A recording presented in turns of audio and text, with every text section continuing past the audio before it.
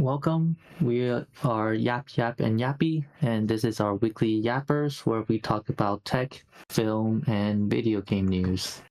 Question sent in by a viewer.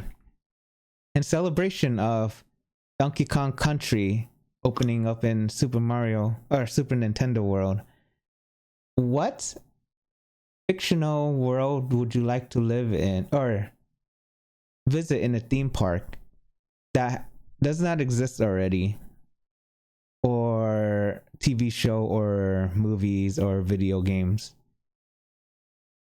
such as like Mario World, Simpsons Land, that now Donkey Kong? I already know. What? Midgar. Midgar. Yeah. The slums. Yeah, all of Midgar. I would love to, if they have ever build up like a theme park land type of thing. What would you want in it though? Like, so there's Seventh Heaven, which makes sense. Okay, but it's a drinking place. Seventh Heaven. There's the what was it? The freaking that building. What was the building called again? Syndra? You talking about the Syndra? Yeah. Why would you want to visit a corporate headquarters? Because that would be. You gonna go up the stairs or you gonna take the elevator? I'm gonna do the stairs. Hello. 60 something stairs? Yeah. Right upstairs. and be like Barry, like midway through, just like huffing and puffing. If you can do that dude, 60 something flights of stairs is not easy to do. Yeah. I mean, especially for, if you don't do it that frequently, but yeah. Okay, yeah. And then what you're gonna see? No. The other thing I like about that building is they have that museum in there too. I can see the museum, yeah. That's okay. Some of the areas were pretty nice playing the game. Like we're just talking about Midgar. Yeah, just Midgar itself. Interesting. Oh, and you could also put what's the Aries? The church? Mother's house and her place. Oh, the garden? Church. Yeah. Interesting. I had a feeling you were gonna say that. I thought about it too, but it's a theme park though. Like, I don't know. Would anyone go visit it unless you're a diehard fan, huh? I would definitely go visit it. The museum one makes sense. Seventh Heaven can make sense, yeah. The church can make sense. I guess it can be more of a buy souvenir shop, maybe. Yeah, and then the garden too. The garden will be a Japanese garden kind of style, maybe. Yeah. Okay. I can see it. We're building it. We're for hire, by the way. We can design. How about you, Fergus? What would you like? This is not theme park style, like more like a fantasy land that I would want to go to. This is gonna be very out there that no one ever have already thought of, would think of. Dinotopia. Dinosaur?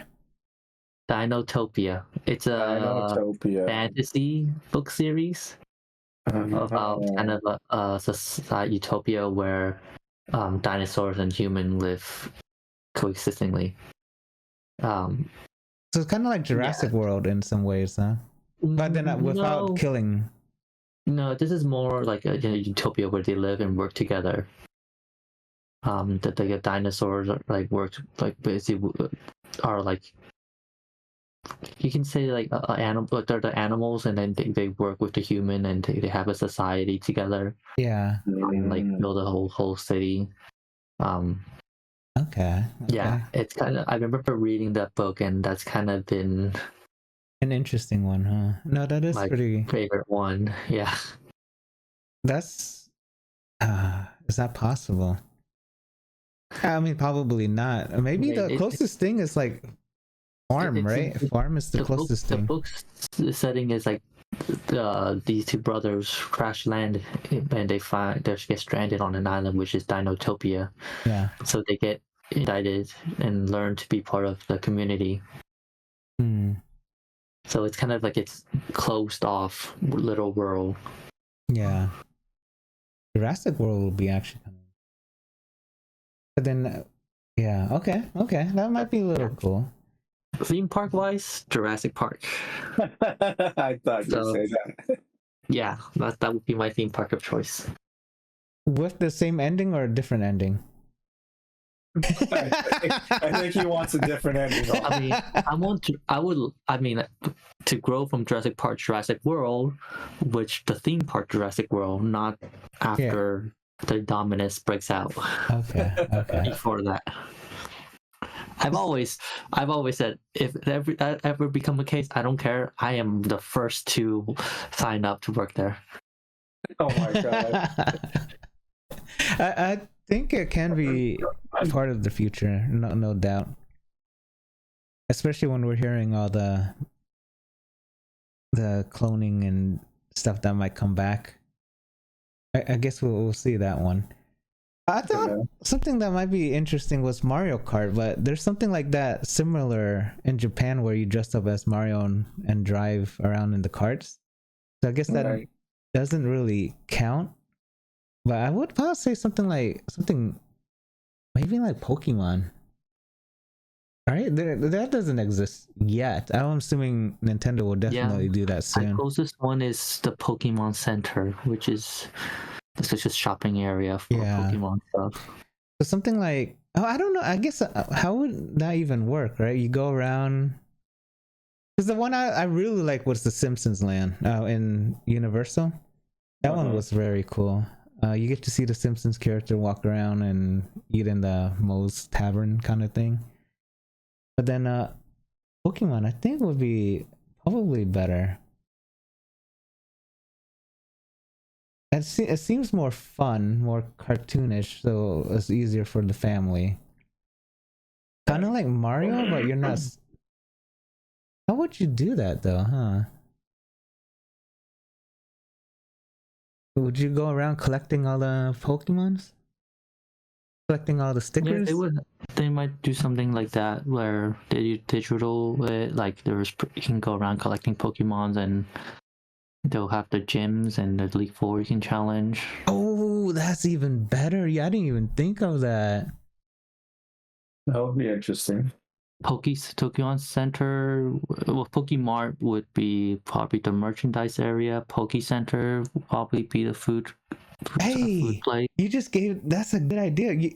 So there's 8 gym leaders or whatever, right? You can have your current Pokemon game, whatever the current one is at that time, go and battle them for whatever, like a sticker or a gym sticker badge or whatever. That's a cool idea, isn't it? That'd be interesting. Now that would take a lot of time though, fighting a gym leader every single time. Yeah. Right. Yeah. And it might have to be more streamlined. Wait, that's a good idea, Fergus. Actually, hey, we should go up to Nintendo and pitch that idea. I guess we'll see. You get to pick your first starter Pokemon there too. That would be kind of cool. Huh. We'll see one day, right? I'm pretty sure Nintendo's gonna eventually do it. So, what started that question, besides the viewer sending it in, is Donkey Kong Country is in Super Nintendo World. Japan, of course. What do you guys think? Would you go? First and foremost, I didn't even know there was a Super Nintendo World. So what? Yeah. There's one in America now, isn't there? Yeah, it's in the Universal Studio in America. Yeah. Okay. Well, now I think I would go visit it. Yeah. Yeah, the America one, you get a wristband and you get to like punch the blocks. Not really punch, but you get to touch the blocks and it gives you the coins and stuff. Yeah, so there's Donkey Kong Country. What do you guys think? Cool? Not cool? I think it's cool. I think it's something new, right? Yeah, it's good kind of expansion. Like after with Mario, Nintendo Land, and then Donkey Kong Country. It's definitely the next step to. What prediction? What is after this? Mega Man. No. Oh, Well, no. It has to be Nintendo. Nintendo. Has to be Nintendo. Nintendo. You could do Nintendo. Like they have, it's basically Mario, right? And then Donkey Kong. Oh, what about Zelda? Well, it's if they go along the theme of kind of the same universe, right? Zelda's kind of a separate universe. If we continue, I always think like Peach's Castle. There's two things: Peach's Castle, Bowser's Castle, or maybe even Wario. Oh, Wario, yes. You know, they can compete with Disneyland like that. If they have a Peach Castle. Oh my gosh. Dude, jump through the walls? Oh my god. Oh, no, probably shouldn't jump through the wall. People might jump through every single wall. Or what about, they have Bowser's Castle already, no? No, they have one of those dungeon. Not, I don't know what is it called, dungeons. What? It's one of those fake castle ones, I guess you call it. It's the brick ones, the gray brick walkthroughs, whatever you call that thing. Yeah, or Yoshi, right? Yoshi would make sense. Yoshi Island kind of thing. Yoshi would make sense. Dude, I cannot wait to go to one of these. I think we're just too, I don't know, too old or too something, but. Well, now you have. Yeah, now. There is Yoshi Island. Wait, what? In real life? Yoshi's Island. No, not in real life, but like the game Yoshi Island. Oh, yeah. So that's also, there's a lot of expansive like in the Mario universe that can be added. Yeah. I'm assuming Donkey Kong would take a bigger role in the second movie then, huh? Why would they? Because, I mean, obviously the movie did really good. Donkey Kong was one of the first one game to come out. It's one of the older ones. Yeah. So that probably has to do with it. Yeah, probably. Interesting. We shall see. But this is new, coming to Japan. Hopefully it comes to America too. But it's another reason to visit Japan though. Many reasons to visit Japan.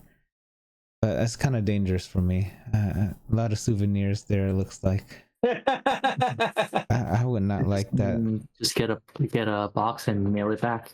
Yeah, that's what I was thinking. Like if we ever go, oh my god, dude, I just cannot. My room is already filled. Oh man, you know what? That'd be so bad because then okay, so I went to Japan, right? I'm sorry, I'm going off a tangent here, but they have a lot of stuff like toys and stuff, and especially like Dragon Ball models. I think Hong would not be able to leave without getting as many of those models as possible. Yeah, no, that's the thing. It's hard, especially when you go into the source of everything too. No, that's gonna be very hard. No, I thought about it. That's why we looked into the. Yeah, it's not gonna work, man. It's hard. I bought a shelf just to put Mario Legos. Because my one roll of kind of like the cube thing doesn't fit everything. So I went and actually bought a shelf. And then I was like, no, I have to stop. It's bad. It's so bad. But I did actually order some stuff from eBay from Japan, which is kind of cool. They had a golden Mario that you can only get from the coin machines. That was kind of cool though. A couple randoms, but yeah, I wouldn't. I'm scared to go there. I need to leave my wallet at home or something like that. It's a very dangerous place. Hey, Hong, what's all these boxes? Oh, nothing, just some DBZ stuff. Yeah, it's very dangerous, especially since we saw the Nintendo Museum. Oh no! Oh hell no! Hell no! Okay, so dumpster diving is pretty cool, I think. especially when you can find random stuff, right? Right. One extremely random person, not random person, but a person found an NVIDIA 4090 Ti prototype. 4 slots. It requires 4 slots, so it's gigantic. Probably the reason why they didn't release it. Right. Because you need a big tower for just to fit this thing in, and a lot of power, I would assume. 4090 Ti prototype. That's crazy. As nice as this person was, they're sending it to Gamer Nexus, which is a pretty popular YouTube channel that does a lot of reviews. To test it. Not yet. I think they already sent it, but the video's not out that I can see. But that's kind of cool, right? You dumpster dive and you find stuff, and you find a prototype of a 4090. That can definitely be like a collector's item. Yeah. Yeah. In the dumpster. What the hell?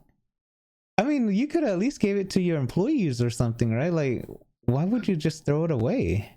What if it was was this at the NVIDIA's dumpsters or no? I didn't read where and how and all that stuff, but because sometimes don't employees get a chance to take things, and then they might have just feel like whatever. Yeah. I used to work with someone. You know, my past used to be in the industry kind of thing, semiconductor, similar related. One of them knows these NVIDIA people, and I helped him build his computer, and his graphics card was a prototype. Oh my god! But back then, I didn't care much for video games at all. He asked me if I wanted one. I was like, no, it's okay. But he can get these prototype cards for free because all they do is they test it.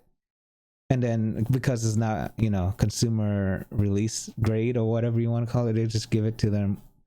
I guess in this case, gave it to his friend.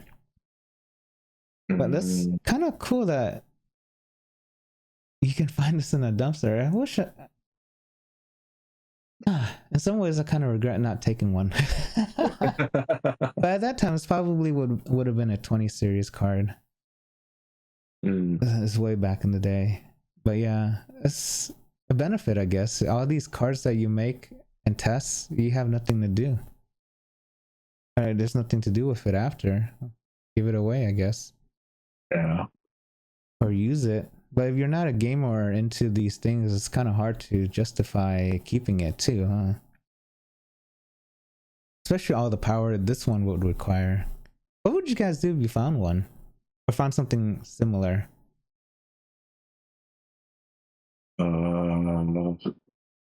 I would just keep it like as a potential like collector edition thing. Like like on the shelf kind of thing, right? Yeah. It's kind of like that Nintendo PlayStation controller we saw, like $20,000 that it sold for, that no one can actually use, really. Yeah, similar idea. Yeah. Quad slots though. This could have been a thing. Oh my god. Cannot fit into your... Dude, how thick is that? You know 4090s are... I guess sticking on the 4090 topic. 4090s are getting phased out. When you think things are phased out, you think it's going to get cheaper. But no, in this case, it's getting more expensive. Which is kind of weird to me, because 5090 is going to launch probably 1 or 2 more months, or possibly even 3, but within the quarter. Are you guys surprised to hear that 4090s are getting a price hike? In the secondary market, of course. It's sold out almost everywhere. Crazy. I guess it's been discontinued, so like it's supply. There's less supply now, right? And just the demand is still there. Yeah. But why would you buy? Why would you pay a lot more for something that's gonna be obsolete, or not obsolete, but not as good in 2-3 months? Yeah. Would you rather take that 2500 and save it for the 5090? Or brand new computer. Whatever's cheapest, right? No, technically it's not just cheapest, but better even. The 5090 obviously going to be better than 4090. It ultimately depends on what you're using it for. Oh yeah, I guess if you're in a dire need, huh? Like your 4090 died or something. Okay. Or you need another one for some reason. But over $2,500. That's crazy. That's and I thought that was kind of crazy too. Did you guys hear? Elon Musk is now worth over 400 billion. Billion. That's crazy. I think he's I don't know if he's the first recorded history that is public, I guess. Because they're saying a lot of other people are much more wealthy than he is. That $400 billion, like almost half a trillion. And one guy's, I don't know what you want to call this, life, or it's kind of crazy. It is. 400 billion. This guy's gonna start a AI gaming company too. Oh my god, this guy has so much like ideas. How is he like? I guess when you have that much money, you can just hire a lot of people to just manage it for you or run it for you. Mm-hmm. That's crazy because I think it went super through the roof because of what is SpaceX. It's a private company, but it's making a lot of money. 400 billion. The second one would be Jeff Bezos, Amazon, and Mark Zuckerberg. 200. Both of them combined is equal to him pretty much, if you want to say it like that. I'm surprised Mark went up so much though, considering. I wonder, do people still use Facebook a lot? I actually don't know. Amazon, definitely everyone uses it. I think they're putting more focus on their Meta stuff, the Meta Quest stuff. Yeah, I think so too. But I haven't logged into Facebook in a long time, or Instagram. Do you guys still use that stuff, or?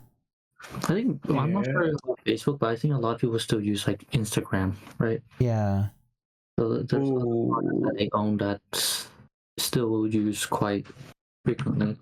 I guess this is the only big social media company still, unless TikTok gets banned, which is still in talks. I don't know if it actually will.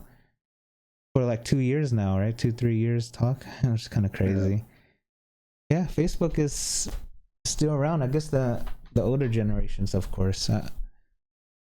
But yeah, 400 billion. If you want a $8 million loan for this, I think he got you, man.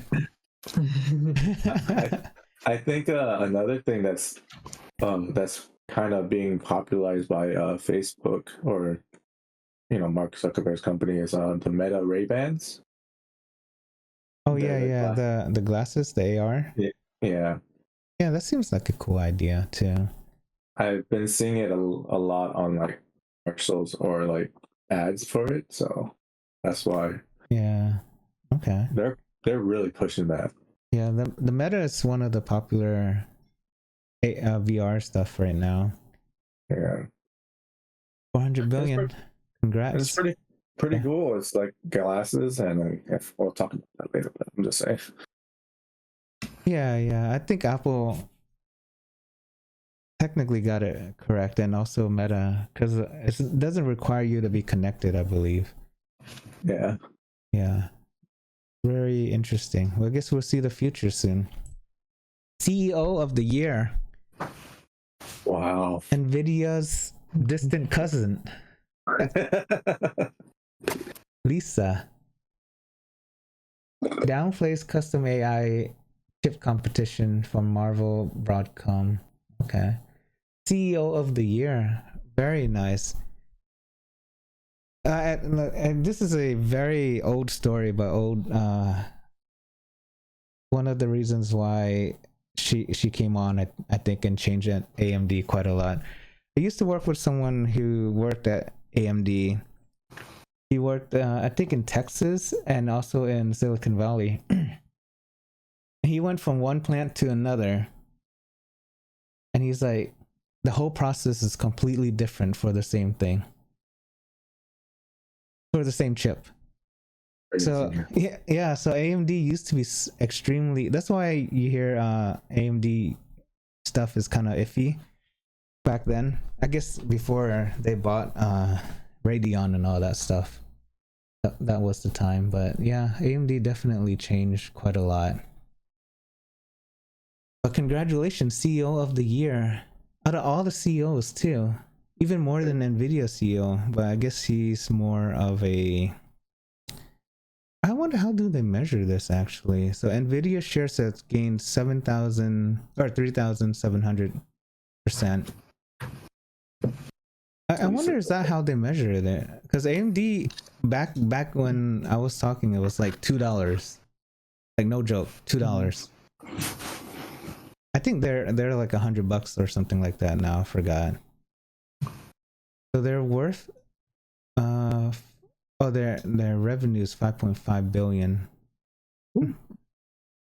AMD is, well, Intel kind of went a little south.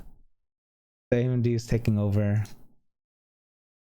Second, right? PlayStation, Xbox use Nvidia. No, not Nvidia, AMD. A lot of gamers use AMD. Mm-hmm.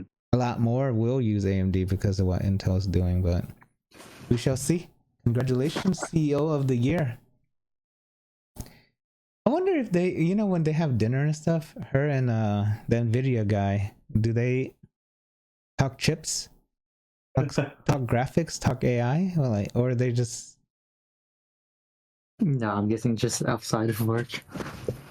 Yeah, I guess so, huh? So, hey, how's your new graphics? Hey, what's your insider info? Oh man. 6K TVs, ProArt display, some of the best displays you can buy. I brought this up because obviously this is something new, but also 6K.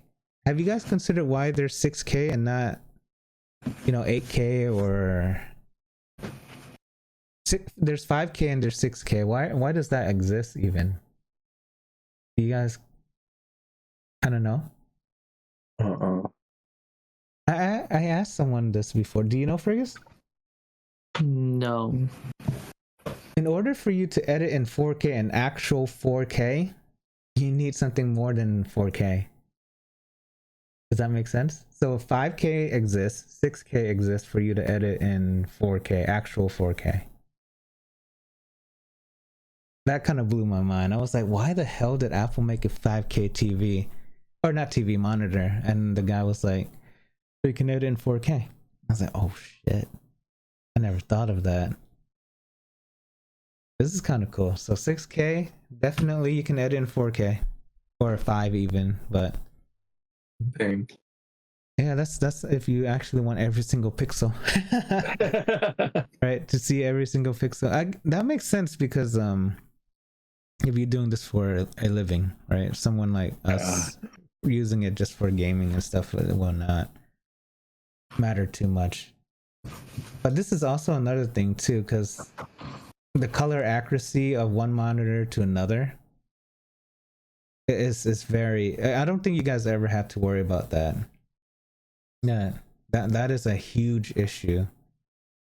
And there's color calibration machines and stuff like that to make sure your color's accurate.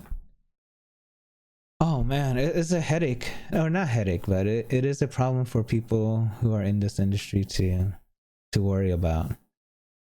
And not to have it in the sun, have it in a dark room. Oh man, it's very complicated. It can get very complicated. But 6K, 32-inch. Oh, is there a refresh rate on this actually? I didn't see. I don't think it matters. Probably. when you're editing video, especially when you're playing it only at 24 frames per second, it doesn't really matter. The hertz. Yeah, it doesn't really say. I'm assuming it's at least 60 hertz. Yeah, it doesn't say. ChatGPT Pro. We all use GPT from time to time just for the hell of it. $200 per month for the Pro version. Pro? Yeah? No? Per month, not per year. Per month. I guess it really depends on what you get, right? Latest and greatest. So I think the one that you can sign up for now is what, $20? Is it? Yeah, so 10 times the cost of the normal one, it looks like.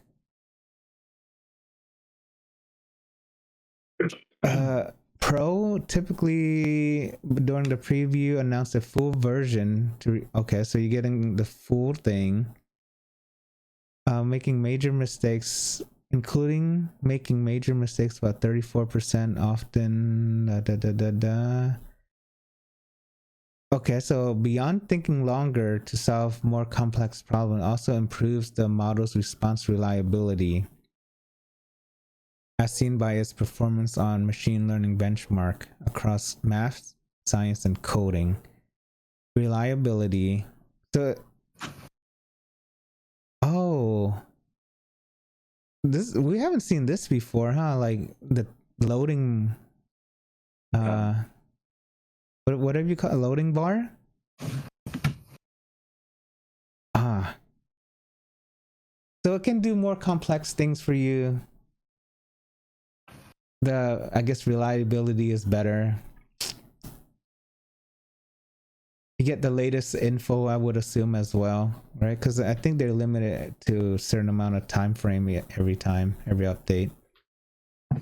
But would you guys ever pay $20 even, or $200 per month to do this? No. We don't use it enough, right? Yeah. And 200 is not worth the. I feel like if it's 200, it needs to be more than just answering your questions. You know. Yeah. It needs to be able. If it can like do some automation for you, like straight up, like you tell it to do something and it'll do it for you. Yeah. Yeah. That I can see is the $200 a month. I think, but at the end of the day, it's still just answering your question, and you still gotta use that to apply for yourself. Yeah. I think they already released their image generator and maybe movie generator as well. Would that entice you guys to be like, okay, maybe I can make a movie. A movie would be kind of cool, actually, for $200 per month. You write a script and tell them to generate the movie using Pixar-like graphics or animation style, or the Lion King kind of style or something. That would be very interesting. But $200 is kind of hard to justify, at least right now. Even $20, right? Unless you use it every single day a lot. Yeah. But who uses it that much, though? Someone in the industry, but in that case, you're subscribing to their API instead of their consumer portal. Right. Now, this is probably more content creators, maybe. I don't know. It's kind of hard to justify this, especially when there's free ones out here. Like Tencent is making a AI video generator. Yeah, so OpenAI actually has one called Sora. In this case, Tencent is free. Says this model is better than Runway Gen 3, Luma 1.6. Oh, you know, I didn't mention this, but Facebook also has an AI generator too. But I have never used it. Have you guys used it? No. I think it's called Luma, if I'm not mistaken. I think it shows up on Face. Is that the one that shows up on Facebook? I haven't logged into Facebook in a long time, but I'm assuming that's what you can see. I have not tried it. And 3 leading Chinese video generating tool according to human tests. Dude. This, if you're a filmmaker, oh man, how the heck do you? Now, a lot of this is kind of hard now, right? Like when you're young and you're trying to figure out what to do in life. Because AI is coming, AI can cook for you, AI can drive for you, AI can program for you, AI can make videos, write for you. It's kind of hard to like,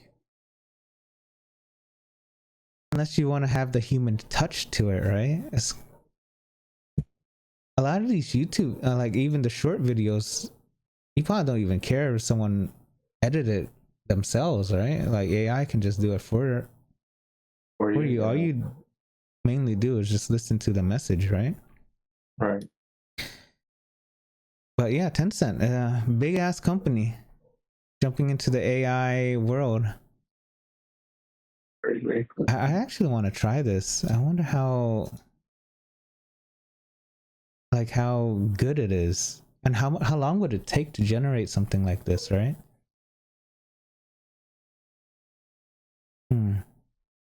Would you guys try to create your own movies in this case now that it's kind of somewhat accessible and easier? Like make a 5-minute movie on Mario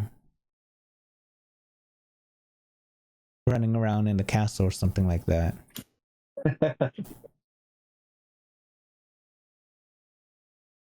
It's not a bad idea.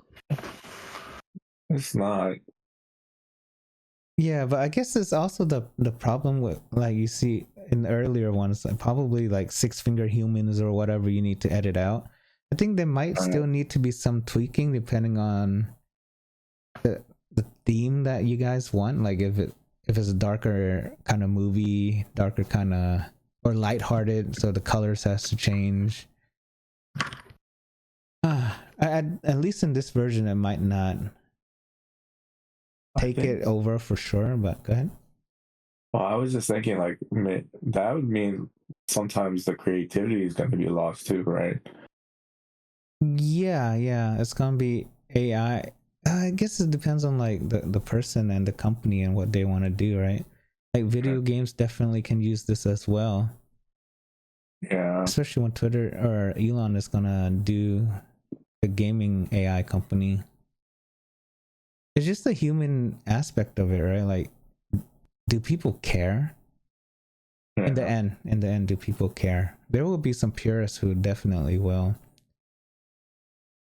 Like, if it's another shooter game, right? Do you care? Probably not. You just care if it's fun. Yeah.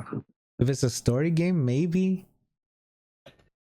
I think that's the thing right there, right? Like, where it's gonna be placed. If it's another racing game, probably no one really cares. Yeah, because they just want the car and the scenery. Yes, right? Yeah. But if it's a story, I think the complexity of it, like Marvel, right? Like all these Easter eggs, all these little hidden details that no one actually noticed. I don't think AI can do that. And then again, someone has to appreciate it, huh? Yeah. I guess we'll see in a couple years, but gaming, a lot of things will change in coming years. California. And this is more interesting stuff. California cities, 4 of them, are named among the top 10 or top 100 in the world to live. Can you guys name the 4 cities? Just curious. Can you? Mountain View? Mountain View? Or was it Palo Alto? Palo Alto? Okay. San Francisco, Los Angeles. Okay. The 2 big ones, right? Yeah. Mountain View, Palo Alto. I actually don't know the list. Napa, I would say, would probably. For wine. Yeah. Fremont was named safest city in the country, I think, or the nation. It's also like top 100 for what? In what regards, though? That's also another a question about that. Name among the top. Because honestly, with how San Francisco, yes, I would not consider San Francisco top anything right now, right? Yeah. Yeah, like especially with all the stuff going on. Okay. Top what? Top why? Top what? Yeah, let's see. Top what? Best in 2025 World's Best Cities report. Okay, so it's just best city in general. Okay. Let's see. Greater than 1 million every year for the past. Well, with a population. So this has to do with a population. Okay, so livability considers like density, bike trails. Palo Alto definitely has a lot of bike. Livability, nightlife, shopping, restaurants, educational. London came in number 1 with New York behind it. Oh, okay. Yeah, I can see that. So San Francisco made it on number 12. Okay, I guess tourism, is the biggest reason why SF. Golden Gate Bridge, all that stuff, yeah. So Americans regard San Francisco as unsafe. That's 100% true right now. Yeah, very. Yeah, a lot of big companies are technically still there. LA, okay. San Diego. San Diego kind of makes sense, but 44th. Well, how about LA, 14? San Diego makes sense, yeah. Yeah, San Diego still is one of the nicer, and San Jose, 62. San Jose, wow.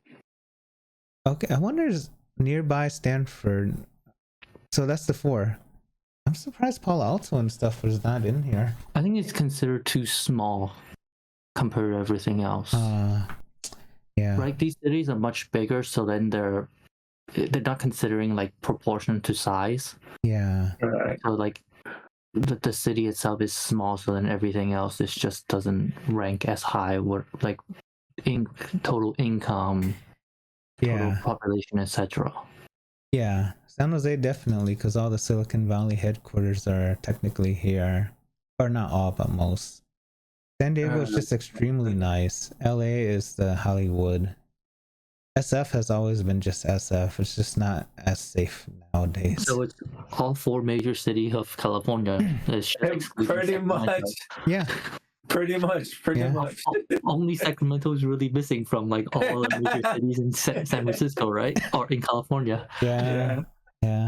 Okay, so that's very interesting. Okay. At least four of the cities made it in the world, so it's not too bad. We live in one technically, or really close to one. Yeah. No, next to 2, because San Francisco is another one actually. How do you guys text nowadays with the same app, like default app, right? Actually, no. Usually Messenger. Facebook? Yeah, I use Messenger. Most of my like connection with my friends are using messengers. How about you, Brian? So now, for my Verizon, I had a messaging, like text messaging, but now they made me move it to Google messaging. Oh, okay. Yeah. So which is the default? Okay. I think I don't use messaging too much, but the only thing I use more is, I guess, technically Discord. But for some reason, the old school messaging is now advised to be stopped, which is kind of interesting by our U.S. government. After, I don't know, this is kind of weird. I saw this in person yesterday. I went to the post office to mail something, and this very, I guess you can say, young person came in and said, hey, I received a text message to come to the post office to get my package, and there's a link and all this stuff, right? And the post office guy was like, we never send messages like that. And oh yeah, I've gotten those, but then those comes from like a 4+44 phone number, like out of state. yeah, out of country. Yeah, she doesn't know that, obviously, right? Kind of younger audience, but yeah, or not in the tech field. So, and any message that come in, they kind of believe it. Yeah. And obviously, all this, everyone can get your phone number nowadays and just text it. And if you're not careful, obviously, we're so aware of these phishing scams and stuff like that. So that's why I think that's why the government is saying ease off on it, I guess, and go on to like more safer ones, which is harder to get, but not impossible to get. Right. But yeah, another thing to worry about, right? Emails, which is a lot of phishing, and now SMS is also a lot of phishing. Yeah, a lot of random stuff. I get so many that I that's why I rarely use it, because I block almost every single thing that comes in. Interestingly, with the Pixel phone, most of it for me gets filtered out as spam. Yeah. Google does a good job with that. Yeah, Google does a very good job with that. Yeah. Because it's coming from Google. I'm just kidding. No, I mean as in the servers, like the code and stuff like that, probably generated by Google anyways, and all these AI stuff. But yeah, like Amazon has all these servers, Google has all these servers. They know where a lot of these are coming from, obviously, and if they choose to stop it, I don't know if they would, especially when they're paying customers. I have no clue how they manage all that. But they probably do have flags, right? To if you get flagged a certain amount of times sending emails or sending random stuff, it definitely probably has some type of flags. But yeah, US government advised stop using SMS. So that means you gotta use app versions and get your friends on those apps too, which is another thing, right? Yeah.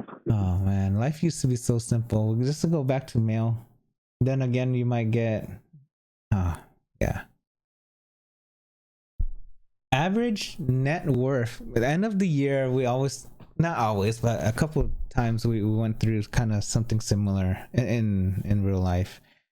How do you measure up? Obviously you don't say anything about your own personal anything, but this is just more FYI. Average net worth by age. So you got to figure out how much you're worth, all your stuff, blah blah blah blah blah. And if you're younger than 35 years old, your average should be $184,000. So your car, your whatever Pokemon collection. Pokemon. But the median, which is kind of interesting, is only 40,000. So obviously, median takes away the uppers and the lowers. Ultimately, it's much less, way less. Yeah. Wow. Okay, so 35 to 44 is $500,000 about, but the median is only 100 something thousand. That's very little. That's crazy. So household net worth too. This is household, so that means you and your significant other. I didn't read that title. So this is more than achievable median wise, right? Because in America, the median is 55 or 45 per year. Your median net worth should be good, especially if you're married and you pretty much double that, which is about 90. But the average, you're not going to hit the average of your minimum. all ages is $1 million or 200,000. So it looks like the older you get, up to 74 years old is when you peak. Oh, that's interesting. And then it starts to go down, or it went down for 75 and up. Wonder why. Because most people retire at the age where they stop having like bigger income. Yeah. Or they start using it up, or they start giving it away, or something like that. Yeah. But I'm just so surprised the median is so much lower. It's like, wow. Median, definitely a lot of people can hit. The average is the only hard one. So if you're around 35 or younger, you need to be about 200,000. Which in California is kind of easy if you own a home. You're kind of already, technically you're already fine, because the home in California is so expensive. Yeah. So a lot of different things makes up your net worth. Anything pretty much you can sell sooner or later. Most likely later, because it's not as liquid. Household net worth by decades. Oh my god! In your 20s, you have to be $110,000. That's crazy for your 20s. Yeah. Dude, at 20, I was making what, $6? Oh, I guess this is this year. I was only making like $6 an hour. I definitely didn't hit that. But yeah, this is some nice goals to have as you're looking through life and comparing it. Don't compare it to your neighbor, but compare it to like a bigger audience. So $110,000 average net worth in your 20s. You almost have to triple that to 300,000 in your 30s. Double that in your 40s. Double that. So pretty much almost every 10, you have to double your net worth almost, until you taper off at 50. 60 and 70 is about the same. 1.6 million. Yeah, then you start going down. Damn, that's kind of cool. But yeah, just obviously, please don't say whatever your thing is, but just make sure you have an eye on this. This is just a cool, like, where you compare to everyone else in your age range, right? Of course, there are a lot of other things play in it, but you guys just make sure you're happy where you're at, first of all, and second is to have goals if you're not there, or have bigger goals if you want to overachieve. Top 20 countries by average versus median wealth. I mean, you can kind of already see some of this, but where is US? Oh, US is number 4. Switzerland is number 1. Luxembourg. Hong Kong, number 3? I can see. Yeah. Really? Yeah. There are some very, very wealthy people in Hong Kong. Like Hong Kong's number 3 and number 4, median and average. So that's very high. Hong Kong, the general like cost of living is very high. Yo. Okay, look at US, right? Number 4 for average, right? And then we just dropped to 14. Yeah. Luxembourg went up median. Oh shit. Switzerland went down a lot. No, this is No, Switzerland. Yeah, no, I'm just saying this is. That's interesting. Yeah, Luxembourg. That's London, right? Germany? Is that Germany? No, they're their own country. These are. By country. Yeah. Yeah. Wait, where's Luxembourg at? It is in the Eastern European area. Okay. Luxembourg is right between Germany and Belgium, so it's a small little country squished between Germany, Belgium, and France. Another one is Belgium is 11, but their median is 3. Yeah. Interesting. How about Canada? Oh, Canada's just straight 10-10. Canada's just straight. Okay. So is Norway. They stay the same spot. They didn't change. Oh, Korea is not on the average list, but on the median list. Okay. I'm surprised about Hong Kong. I didn't know Hong Kong was that high up there. Austria is another one, actually. Denmark, Singapore I thought would have been higher. Probably because the Crazy Rich Asians kind of movie. Netherlands stayed the same. Taiwan stayed the same.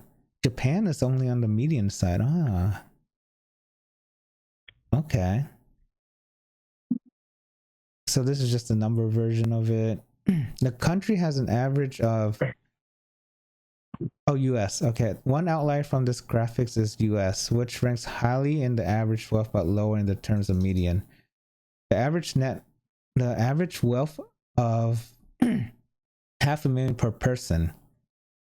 Yet the median is 112 per person. No, that makes sense actually. Because you either have the super rich, right, which is the average, versus the rest of the world, or the rest of the nation, right? Right. 112. Okay.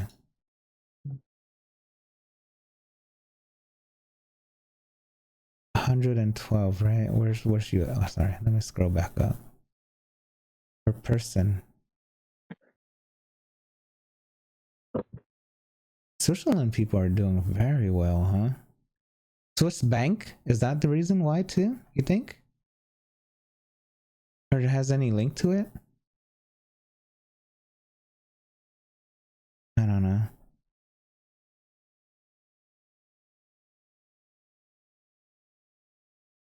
Interesting. Luxembourg. Average wealth is 600,000. Okay, so we need to aim for 500,000. 200,000 above, you're pretty good. 300,000, you're definitely good. I don't know, man. This is kind of hard to justify, or not justify, but think. A lot of people, as long as you live in Norway, for example, and you work there and you're pretty good, you're not that bad. 152,000. I would be curious to see which average and median is the closest to each other. Because a median, you can see it's always like lower, right?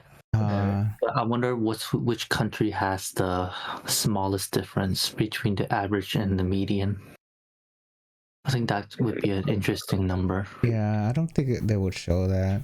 It's probably like all the way down the list. Mm-hmm. Yeah. I think if you want to just look at the top, I think it's Luxembourg, because they're at 600K, and their median is like half of that, above half that. Yeah.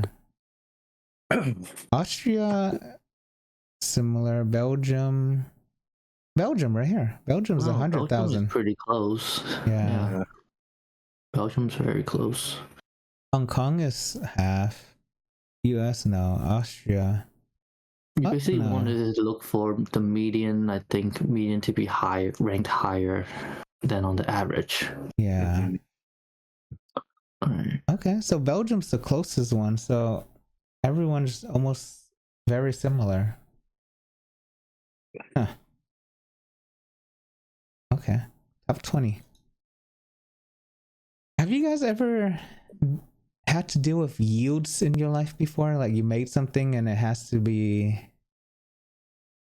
as much production as possible? I think we kind of talked about this at work in some ways, but in this case, Intel's making 18 angstrom chips. We talked about their chips getting smaller and smaller and smaller. But off of this whole wafer, only 10% is good. Meaning it can be passed on to consumers.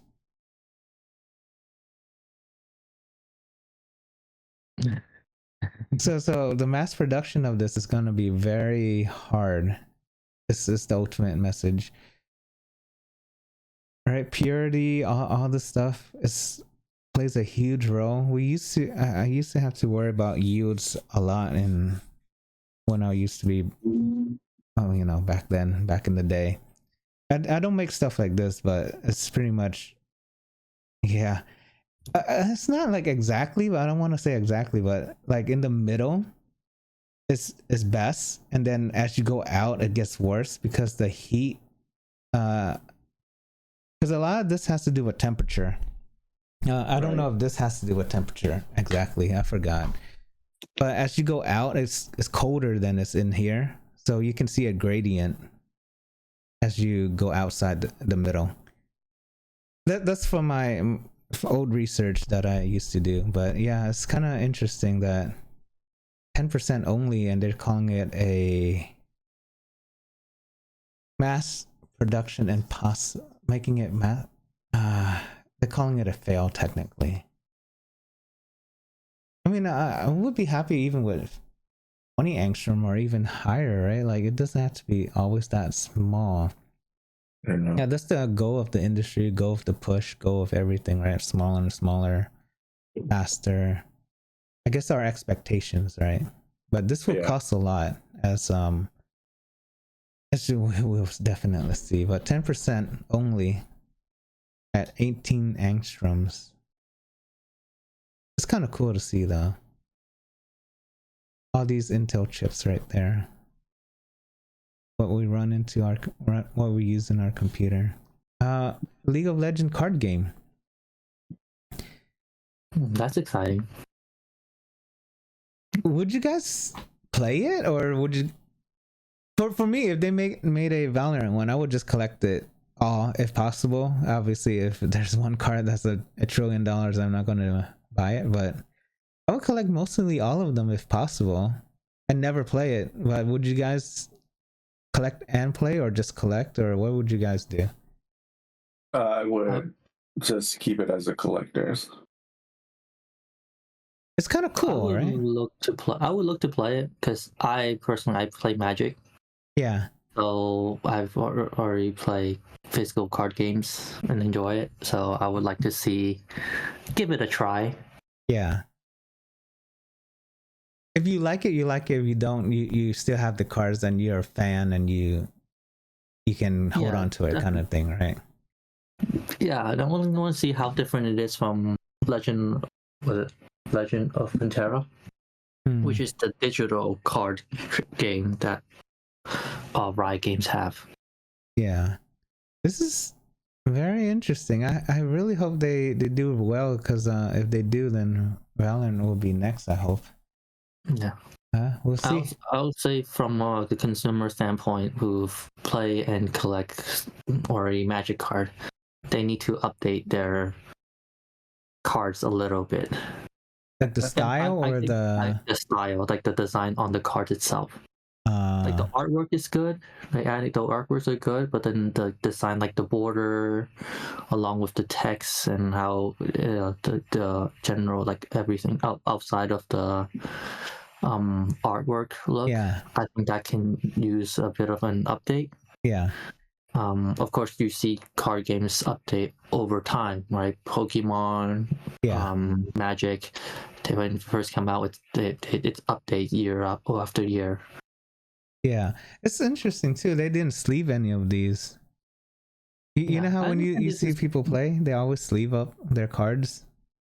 Yeah, I understand this is it's on a trailer. It definitely looks better when it's not sleeve. You can see the card as its whole. Oh yeah. That's right. That's true. And also, I'm guessing this would most likely be like a prototype. Cards. Yeah. Yeah, the final image and the final might not be the final product. Yeah. This is kind of cool. Did they say when they're gonna release it? Probably no. The company says they'll be opening up pre-orders in the coming months. Okay. I'm still curious to see how the game will work. Yeah. I like how they did the Lord of the Rings. Is it Magic the Gathering, where they had literally just one Lord of the Ring.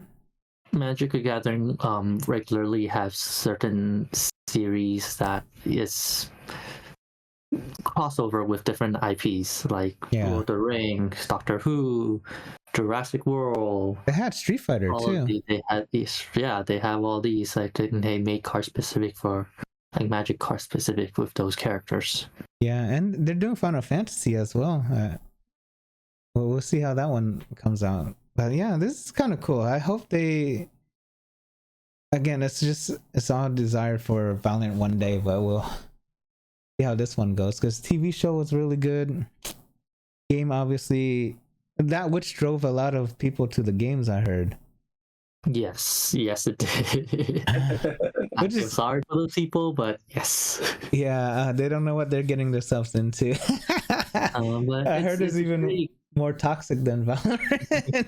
Oh, yes, it is. But it is exciting seeing all these new IPs appearing from Riot, because I remember years ago when they started announcing they're expanding outside of League of Legends. Yeah. Valorant and Legends of Runeterra being the first ones out of that, and then came the Arcane series. In addition to I'm kind of just saying about what they have also installed in addition to like this card game, they're also working on even had a demo for a fighting game. Yeah. And then they are also working on a MMORPG. So a lot of different IPs that Riot Games is working on and started releasing now. Yeah, it's good. Good to see their success, and also Tencent success ultimately, and gamers in general. Right, their success is also everyone's success, and kids' success. By the way, playing video games has unexpected effects on kids' IQ. Positively, not negatively. You know, when I was a kid, I realize it now why my parents let me play games is because I don't bother them. Right? Like, it's more time to themselves, and you know, your kids entertained. Blah blah blah blah blah. Right?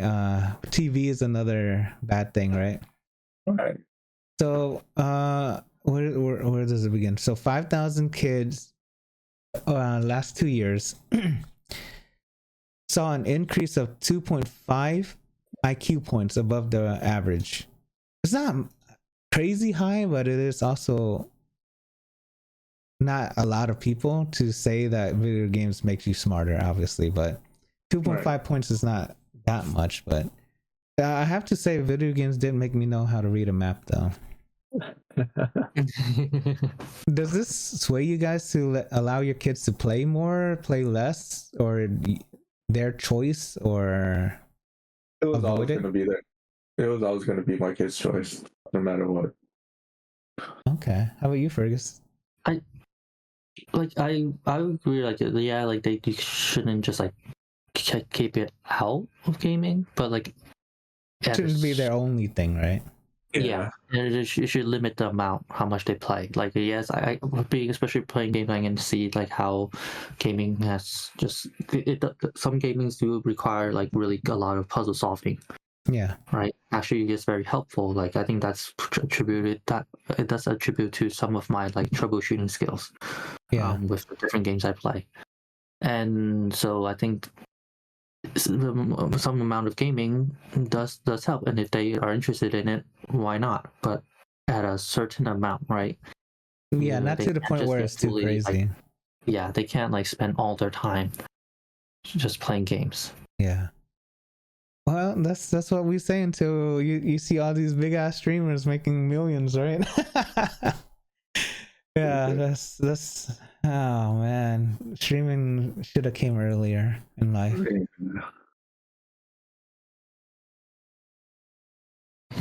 Okay, and now we're on to film news. Really big announcement.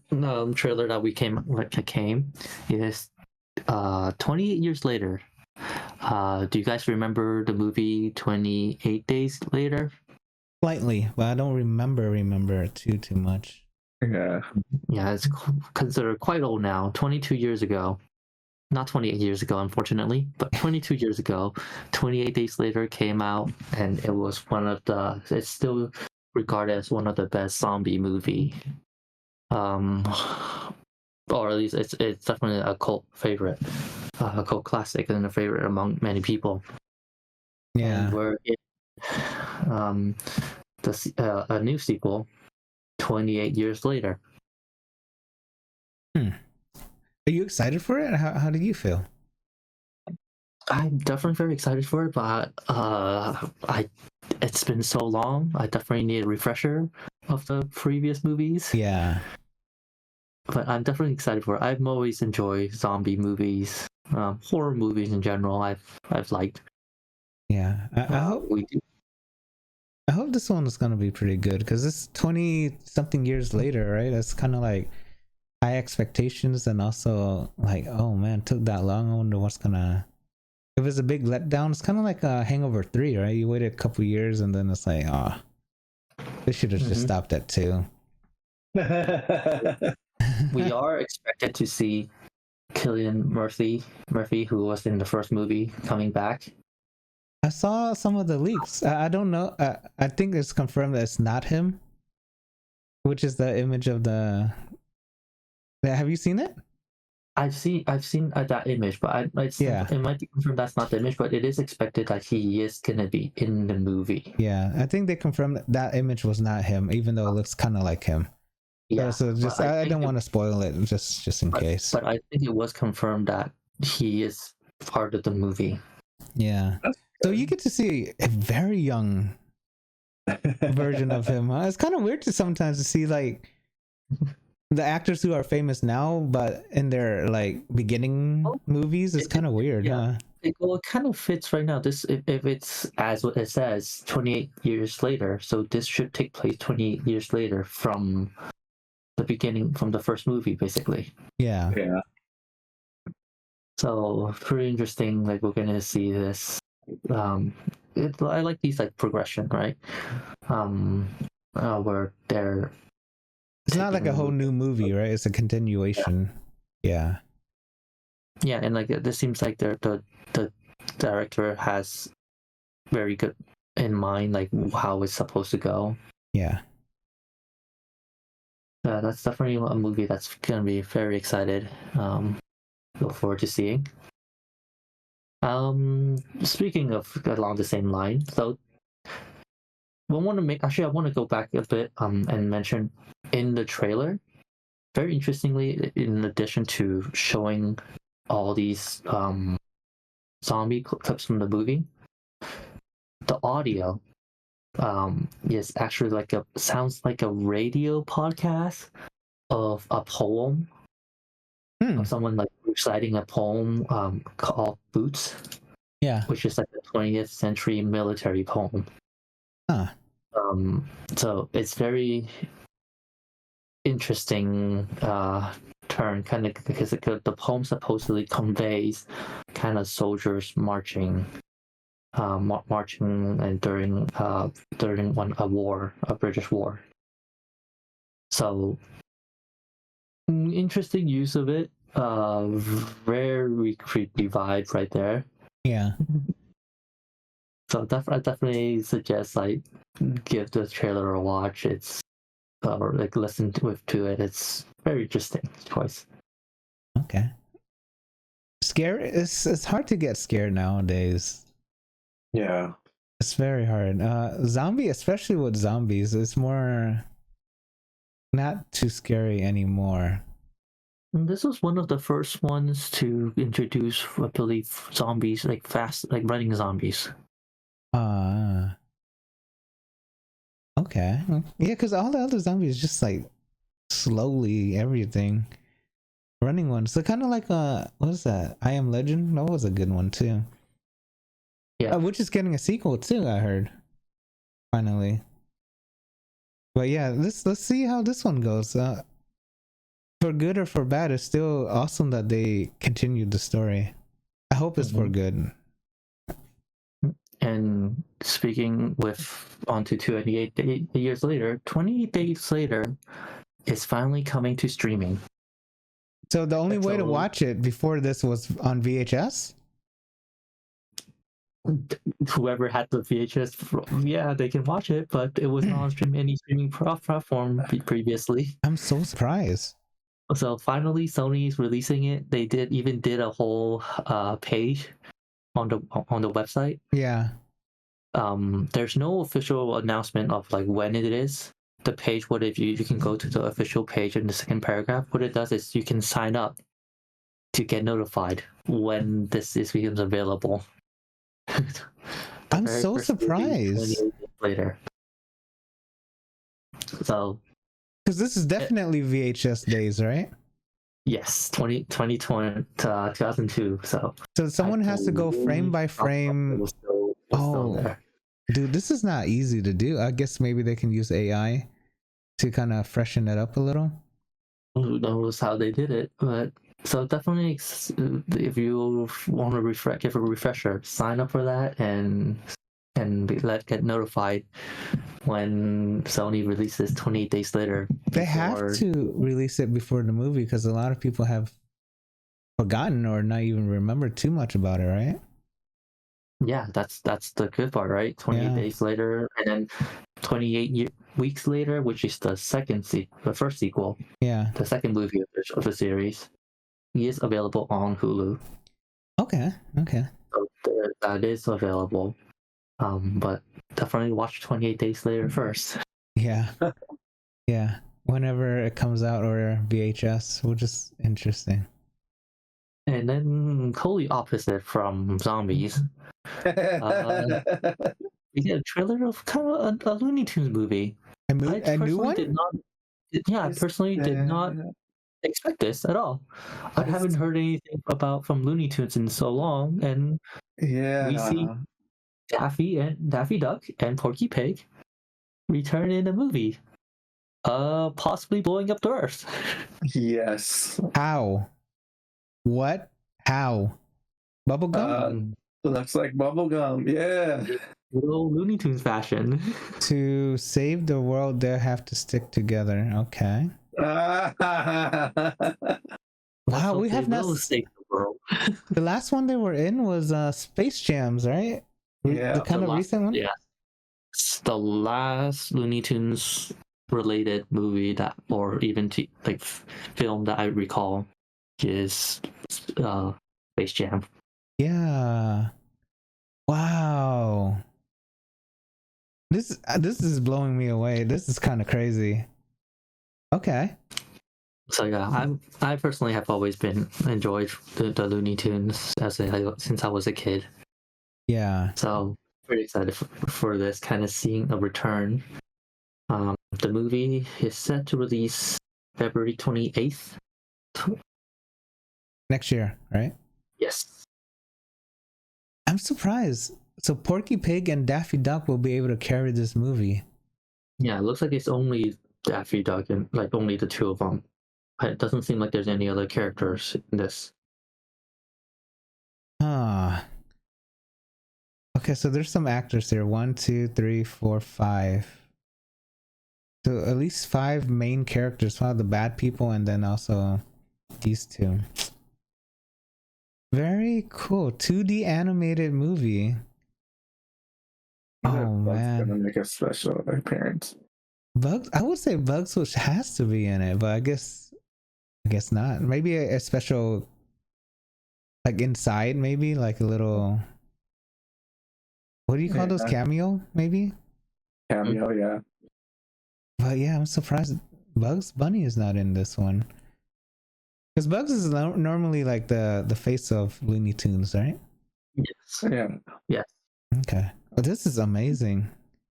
I need to see reviews, but if it's even remotely like good, okay, maybe this might be his first movie. If it's like kid friendly, blowing up the Earth. It should be kid friendly. Yeah. Yeah.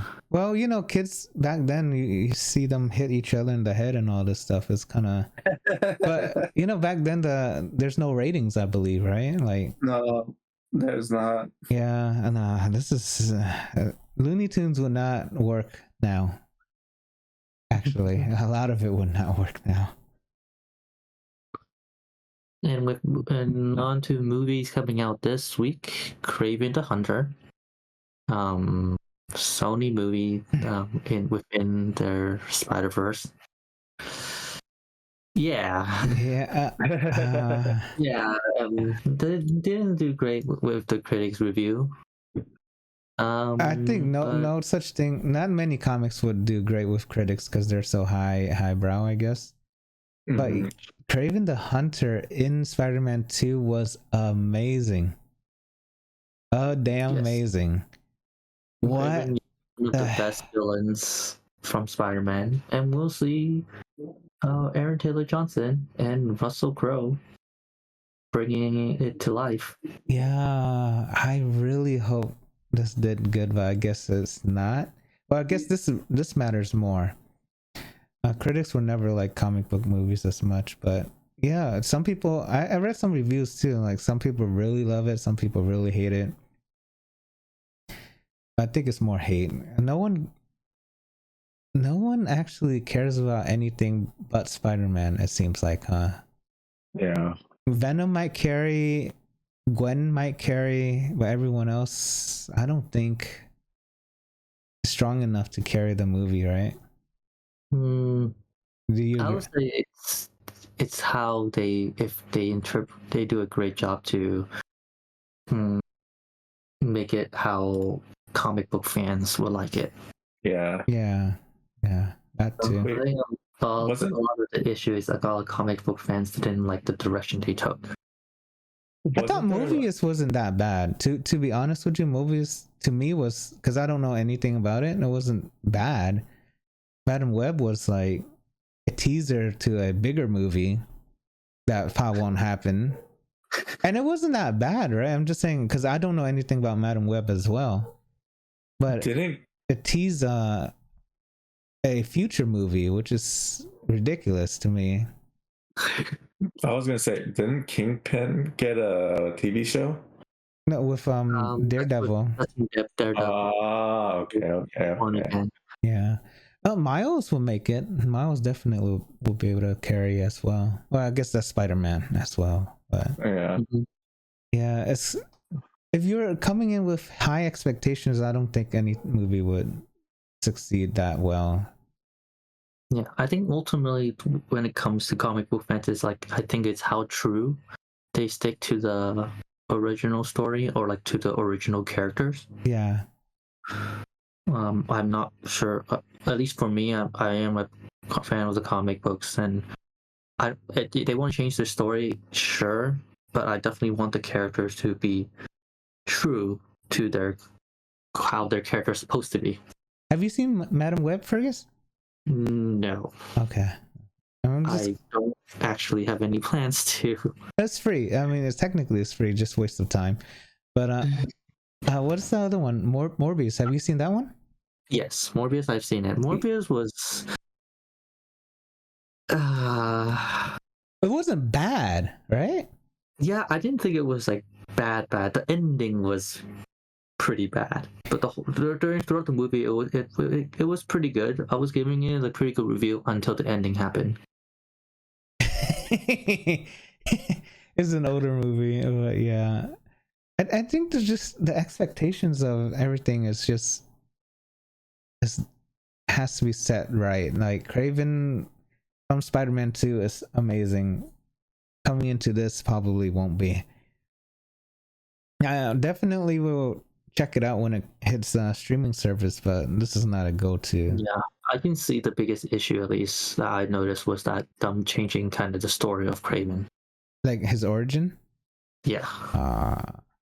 So that already I see can create a lot of issues. How accurate was the Spider-Man 2 one? Very accurate. Okay, all right. That's what I.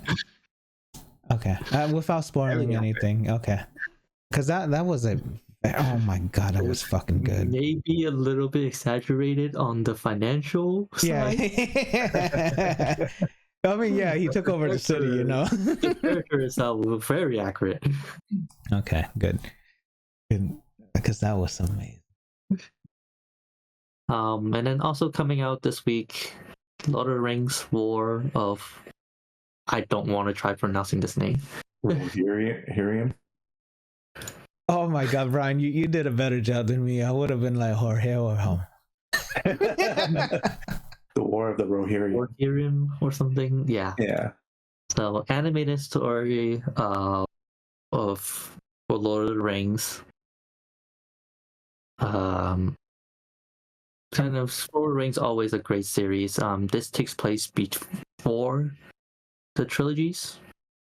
Mm. Okay, so this is a prequel. But yeah, this is pretty cool. It takes place 100 something years, almost 200 years before the trilogy. So this is more that's just a story like inspired by the Rings characters. So this is more like the origin story, huh? Like even before the Hobbits. Yeah. No, before the original trilogy. So that's the It has to do with King of Rohan, which is the riders. Yes, the horse riders. Yes. Yeah, the riders. So it has to do with like that. That's to do with them. You know much about the story, Brian? It sounds like you do. No, it's just the movie kind of explained a little bit of it, and I really like the second one because that's where all the Rohan people go into that mountainous area and they get locked in, and then Gandalf comes with some more of the Rohan people and save them. I guess they kind of split up. Somewhere in the castle, and some kind of left because there was another something else happening that they had to take care of, and then that group came back to help save the rest of their people. Yeah. It's rare that you watch a movie. That's interesting. Okay, you remember. Yeah, so we get to see a little bit more history with this film. We get to see history of those group of men. Yeah, so this one is probably before the Lord of the Rings part. The one we watched on. I would assume this is after the Hobbits, then, huh? I don't know. How far does the Hobbits take place before? Oh yeah, I don't even know. I don't even know that. 182 or 180 so years before. Yeah. The Hobbit. It's probably much longer, huh? I think the Hobbit is not as old, right, compared to before it. Yeah, let me see.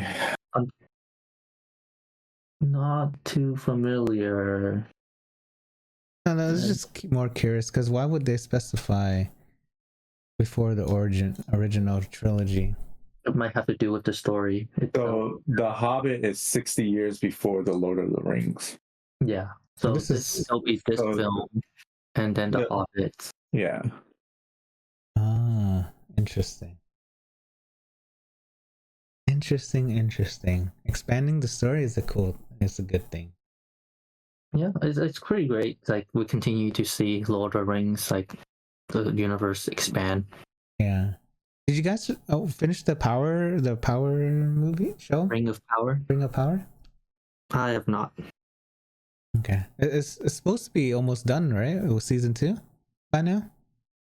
Yeah, it should be. Yeah. Okay, this is something I'll binge next week. In Secret Level that just came out. So Secret Level, the anthology for the movie on Prime that's based on video games. First 8 episodes came out. So December 10th, this past week. Yeah. Oh, wow. So part 2, we are expecting. That's through episode 9 to 15th. It's been announced that it's going to be released on the 17th. So that's next week. So 1 week later, they were announcing the next half of the series. Wow, Jin is living on with this, huh? Yeah. So I have not watched it yet, but first 8 episodes we got like Dungeons and Dragons, Sifu, New World, Warhammer, Armor Core. You have not seen any of it, or you seen? I have not. I have not seen anything of it yet. Oh, that's interesting. You get to see a little more of because I don't want to say anything, but Ghost of Tsushima guy, Mega Man is interesting. This picture. The upcoming ones we're gonna get like Outer World, Mega Man, Exodus, Flunky, Concord. What? Oh, this is Exodus. Okay. God of War. Conquer. No, Conquer is gonna be an interesting one. Yeah. Okay. So yeah, so finally, like we're getting. Hopefully, this do well, and possibly we'll get season 2. And that'll be very exciting. Definitely on my list to watch.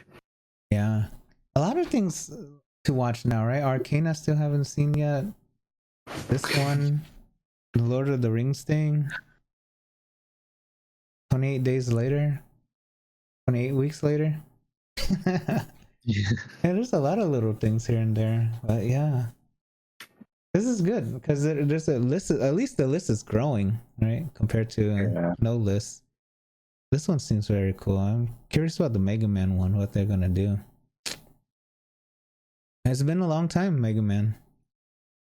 Too long. A little Lego news. Lego Star Wars still going strong. Where they've just announced 6 new sets coming out. I'm scared to look down. So we start with this one, the Jedi Interceptor. This was starred in Clone Wars. So we get Anakin, Ahsoka, his apprentice, along with R7, Ahsoka's astromech. And we see this. Go ahead. The Star Jedi Interceptor is kind of like their starship of choice that Jedi uses. We saw the version of this in episode 3 of the movie. Yeah. Where Anakin and Obi-Wan both flew one individually. Okay. Home One Star Cruiser. This was the flagship of Admiral Akbar during at the Battle of Endor in Return of the Jedi. So iconic one. Yeah. And it's cool that they have it in the stand too, right? Like, yes, the stand definitely. I think that goes with the stand. It makes it very, like, good for display. Yeah, yeah. Because it doesn't seem like it would do like open up or anything like that. It's very nice memorabilia kind of thing. We get Mando, from Mandalorian and Grogu, with England Starfighter. This is the new Starfighter that he gets in the 2nd season. That's so cool. I think this one will sell well. Everyone loves. Mandalorian did very well, so a lot of people like this. Grogu? How do you pronounce the name for the Grogu? There you go. Grogu. Yeah. Arc 170 Starfighter. This is just a classic Republic Starfighter.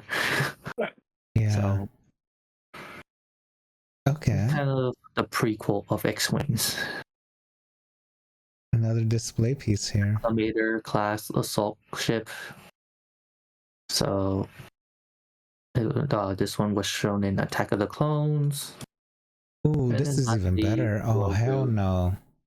With his own little pod that he stays in. And the little detail is the ball.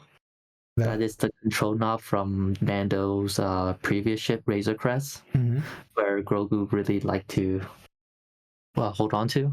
Oh, hell no. A little fun detail that I had right there. Look at this. A little version of it too. Oh no. This is I think $100. I think the Grogu one might be the most popular. Yeah. Yeah, everyone loves this dude. Yeah. Now this Lego's dangerous, man. Especially when you're a little older now, you can buy it. Oh man, when you're a kid, I think this is also cool for kids, right? Because they get to learn how to build things. Mm-hmm. You guys have a favorite like Star Wars character? Like if you... Oh. Go ahead. Oh no, that's why the no. This is a controversial. No, it's just there's too many. This is too hard. Okay, if you have to own one lightsaber from any of these guys, which one would you own? Oh. I think the Sith one on the first one, the first Darth Maul. Yeah, Darth Maul lightsaber. The dual one. Okay. That's a cool one. That's actually very cool. Yeah. Okay. It definitely gives several answers right here. Okay. So I think the best one I would get, that my favorite one that I would end up getting is Obi-Wan's. Obi-Wan. Okay. Especially the Alec Guinness one. Okay. That definitely I think will be on my list. I think I'll end up getting that one. Favorite Jedi, I would definitely I want to choose Mace Windu. It's the purple one. Yes. Okay. That one I've very been a fan of since I first saw it in episode 2. Yeah. But weirdly enough, I really like Darth Rey's lightsaber. Okay. You know how we're in, God, I don't remember which movie where Rey sees dark side version of herself. Yeah. And and that lightsaber, I don't know why, I really like that. Okay, I need to see that one again then. Is that the one with the handles, or is that something different? No. Okay. Darth Rey's lightsaber, so it's a dual-sided lightsaber that can also flip into one where they're right next to each other. So. Oh, okay. I think I remember that. I'm gonna put this in Discord. Okay. This image. I don't know why I really like that specific lightsaber. I think it's just the design of how it can be dual-sided, like the way it can flip back and forth like that. Just really. It does look cool. It does look cool. Oh. Okay. Am I the only boring one? I was thinking Darth Vader or lightsaber. It's the original. Yeah, it's a classic. Yeah. Okay, so I'm the boring one. But... And then you said character. I would just say my favorite Star Wars character was always R2-D2. Oh. Even though he was a robot, I still think he was the coolest thing. Not C-3PO, man? Nah, C-3PO. C-3PO is too logical, man. We don't need that. Character, I think I would end up choosing Captain Rex, who was a clone under Anakin's command. Okay. So it was during the Clone Wars. He was the clone, like the captain of under second in command under Anakin Skywalker. Okay. Yeah, I think I'm just the only boring one. Okay, never mind. What are your favorite characters then? I just like, I guess because the first 6 movies is based off of technically Darth Vader's beginning and end, right? Yeah, I think that's the only thing that really sticks to me more. But I do like what Brian was talking about, the dual lightsaber, and similar to what you're saying. It's different. It's cool. Especially the first episode 1 fight was very cool. Yeah. Yeah, I think it's just because the whole story is based off of that guy. Okay, and on another news, also kind of for sale, Stan Lee's home in LA is on sale. So For $8.8 million, you can be the owner of Stan Lee's home, along with 3 Spider-Man figures. Life-size figurines. Oh my god. I honestly think people would buy this home so quick that you don't even have a chance. Yeah. Like, some rich person just gonna be like, oh, Stan Lee? Definitely. Even though they might not ever live in it or whatever. Right. Yeah. Like, so much creativity is just here, right? Right. All of Marvel technically is. Oh, I don't know if he lived here most of his life, or the story of this home, but at least part of his life is there. Yeah. 8.8 million? 8.8 million. Yeah, well, by the way, we accept donations, so if you guys want to help us buy this house for us, feel free. 8.8. This would be an awesome home, though. It would be. What was it? 5,000 square feet, right? Yeah. 5,200 square feet. 3 bedroom, 3 baths, as well as a walk-in wardrobe, enough for all your Spider-Man cosplay. Kitchen, living room, foyer, bedrooms, bathrooms. The house comes with swimming pool, sauna, and a steam room. There was a entertainment room too, I believe, right? Yes, like a theater room. Has to be. Yeah, very nice. Very nice. And then on to Oscars. So Oscars historically always been kind of on the TV, scheduled for that time it goes on TV, watch it. They're finally starting to do a little something different. They're gonna stream it live, in addition to airing it on ABC. So Hulu, if you have Hulu, you will be able to watch Oscars live also. This is technically the same company, man. Yeah, no. You know what I mean? They're kind of cheating a little bit here.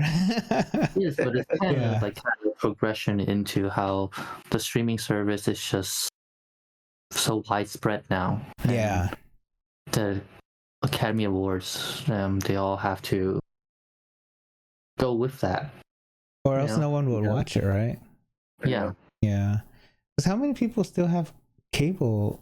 I guess people definitely still have cable, but I wonder what's the numbers now, right? Like, do people have streaming and not cable, or both, or cable only?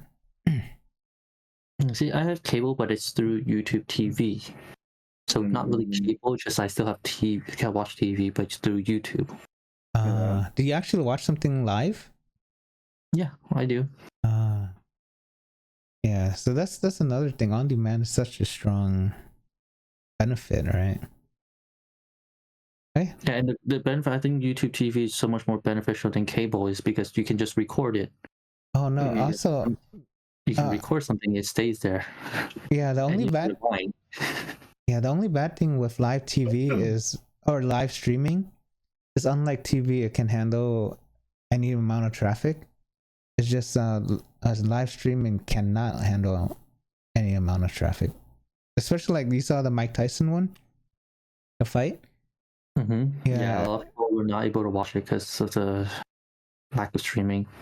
Yeah, like it's a prediction, right? How the heck are you gonna be able to prepare all those servers on the fly like that? Right. Yeah, a lot of people missed out on this quote unquote live event, but I don't think Oscar is gonna be as big as Mike Tyson. But I'm just saying, like, it has to be on the fly, or somehow be able to maintain it in order for it to catch on faster. Conan O'Brien is back, like you said last week, I believe. Yeah, a couple of weeks ago maybe, but yeah. This is gonna be March 2nd. Before that, actually, there's the Golden Globes. That's gonna be January 5th. Ooh, so we'll have the Golden Globes on January 5th, and then Oscars on March 2nd. Nice. Very nice. All right. In gaming news, the Xbox Game Pass, we're gonna have could have three Call of Duty classics. Call of Duty 1, plus the global offensive expansion pack, Call of Duty 2 and Call of Duty 4 Modern Warfare. So you could probably see them coming soon to the Xbox Game Pass. That's great for people who haven't played these classic games. Yeah. But would you even play it for the story? You just play it for the... You wouldn't play it for the story, right? Call of Duty is not really known for the story, right? Modern Warfare and Black Ops are both very good. Yeah. Yeah, I remember playing Modern Warfare only. I guess it was kind of lucky that I bought that one. But everyone would just play this for multi, right? Like I don't see people playing this for story too much, right? Multi and zombie mode. Oh yeah, we played the stupid zombie thing. Oh my god, that was hard. What the hell, man? That thing was hard. Yeah, awesome. Another benefit of Game Pass, I guess, huh? Yeah. Games come and go. I guess all streaming stuff can't come and go, but 3 more. Yeah. So there's been a settlement between Fortnite gamers, Epic Games, with the FTC. So if you, I guess, signed up for the claim, you could see about $114 coming back to you. That's a lot of money. Yeah. $114? That's a lot. Yeah. But then people probably just gonna go right back and buy something on Fortnite, huh? Yeah, probably. So, okay, here you go. It's like free V-Bucks, they call it, I guess. Yeah. Yeah. The people who love this game already don't care. They're just gonna continue. Reinvest in it. Yeah. So if you haven't submitted a claim online yet, you have until January 10th to do it. Oh, too bad I haven't. We only played this once, huh? Yeah. They have do you have it in here? They have a first-person shooter version of this now, or tactical shooter version. Ballistic mode. Yeah. Yes. Would you try it, Fergus? No, I'm not interested in trying Fortnite. Oh, just Fortnite in general. Yeah. Okay. It's yeah. I really wanted to try it when it had the Dragon Ball, but I missed out on it. Oh well. Yeah. 114 is a lot. Yeah. So there was a study by Brain Makers, and it revealed that teens between 10 and 15 are at risk for gaming addiction. Because they said teens with reduced reward processing brain activity are more likely to develop gaming addiction. Huh. Yeah, and they just did a control. I think they only did like 6,143. Yeah. So there wasn't a big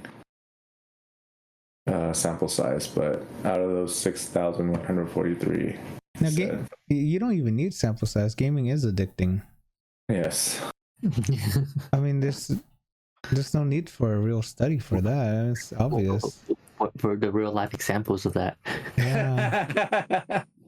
It is true. Again, everything is good in like moderation, but not like too much, right? 10 to 15 found reduced activity in brain region linked to decision making and reward processing. The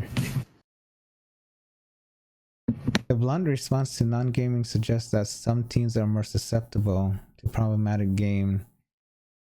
Okay. I mean, this is also kind of hard because you're also hitting puberty at this point where your whole body is changing and shit too. So I don't know if this is linked or part of it as well that plays into the True. certain parts of this too. No, because like you need something more steady, like before that age or a little after that age. Then you can easily find that and conclusively say stuff. But it's hard to conclusively say a lot of things. Yeah. Video games is addicting, actually. Yeah. Watching TV, food, everything is addicting, technically. Yeah. So there's an X streaming cloud gaming console coming out, and FreeCast drive is going to be the streaming entertainment. Them and Evolve 3. So they're going to use the Microsoft Xbox Game Pass and NVIDIA GeForce Now. This is pretty cool. The thing that caught my attention most is that they're going to come out with a gaming console for this. Oh, so exclusively for cloud gaming? Yeah. Huh. So that's what caught my attention. $250. Yeah. So most of the processing is happening somewhere else, not on your console. It's just enough to output it into your TV. Yeah. Huh. I was just interested because like the console part, like I would never expect cloud gaming console. Well, technically the Xbox Series S, right? The cheaper one can do it. Which is and if it's a diskless version, then it's technically a cloud, whatever you want to call it. Yeah, I got the Black Myth Wukong. Yeah, but I guess that's not really, because you're storing it on your hardware and you're also using your hardware. This one is using the servers, I believe. Mm-hmm. That's why I think it's emphasizing cloud gaming. Because none of this, so the hardware is just weak. It's just strong enough to output the signal and fast enough. And GeForce Now and Xbox Game Pass will process the games further. Yeah. And that was all about latency. Guess we shall see. Would you guys think about getting one if the latency and the graphics are pretty good? No. Depends on if it has games I want to play. Probably not, though. Yeah, because we already... I mean, like, worst case, you do it on your computer. Right.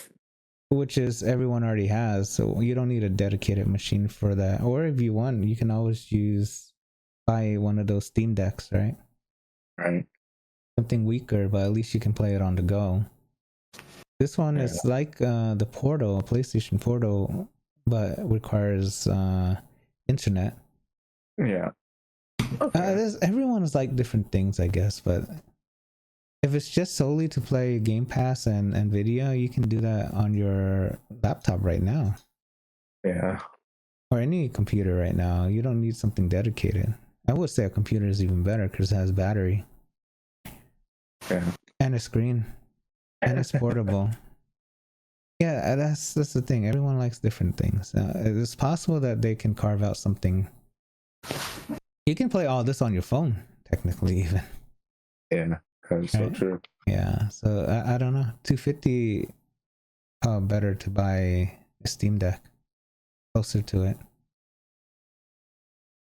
So, if you're wanting to look on a wrap up on your 2024 PlayStation, it comes out on the 11th, which was yesterday, and you get to see until January 10th.